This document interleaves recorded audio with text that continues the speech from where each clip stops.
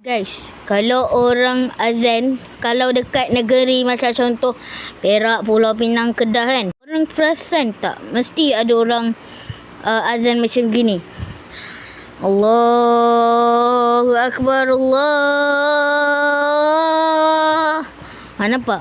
Dia macam tak ada aluran kan? Sebenarnya dia orang ada je aluran, tapi cuma dia orang yang tak nak keluarkan aluran dia orang tu. Dia orang paksa aluran tu kena simpan je. Tapi kalau orang KL lain. Dia selalunya kalau orang KL dia orang azan macam gini. Allahu Akbar, Allahu Akbar. Nampak? Kan lain tu daripada negeri diorang dengan negeri KL. Hei, korang kena bezakan dia.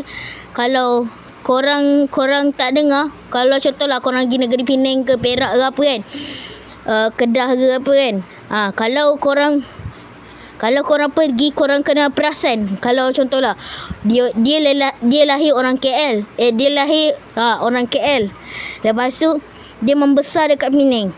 Jadi maksudnya aku contohlah dia lahir dekat KL, lepas tu dalam umur 10 tahun dia orang pindah ke negeri macam Kedah, Perak, Penang, apa yang kau cakap tadi tu. Memang confirm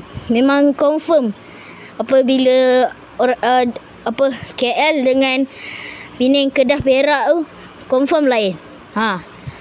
Korang perasan tak? Kalau korang perasan, cuba komen dekat bawah. Kalau